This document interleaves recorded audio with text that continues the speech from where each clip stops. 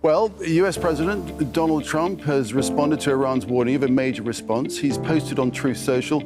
Iran just stated that they're going to hit very hard today, harder than they have ever hit before.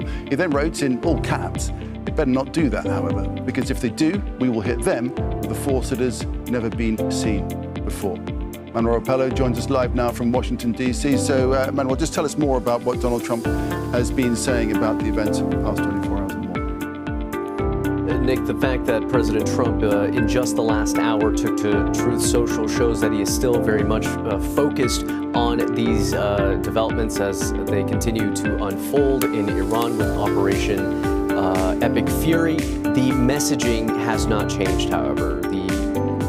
The primary narrative here from the Trump White House is that this was an operation, the operation itself in conjunction with the Israeli military was, quote, necessary to protect U.S. forces in the region, to deter any more Iranian threats, and to contain Iran's nuclear ambitions. Right now, what we can also point to are statements from late on Saturday from the Department of Homeland Security, which was putting embassies in the region on high alert, as well here domestically from the Federal Bureau of Investigation. FBI Director Kash Patel says that he's put the FBI's counterterrorism unit on high alert domestically over the potential for, or rather over chatter from pro-Iranian groups on social media. So there is a concern here domestically over whether or not the United States is prepared to counter any possible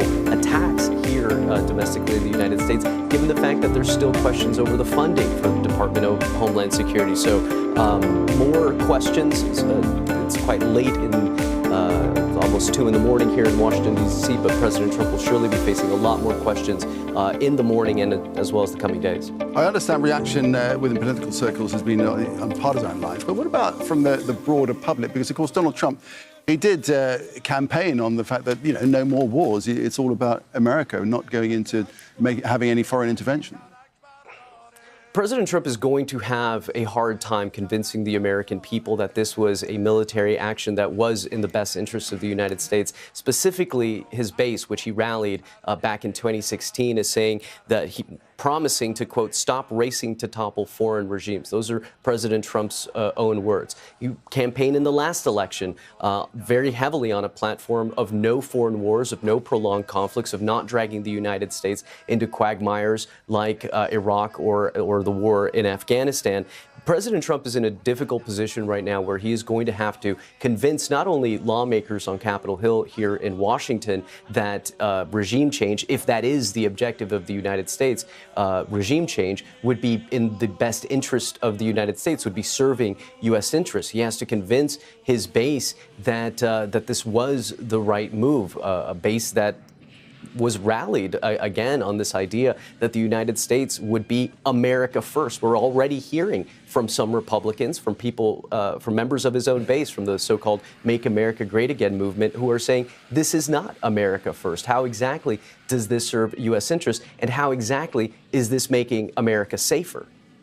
And he will want to get, given everything you've said, he'll want to get U.S. involvement done and dusted as soon as he possibly can in Iran.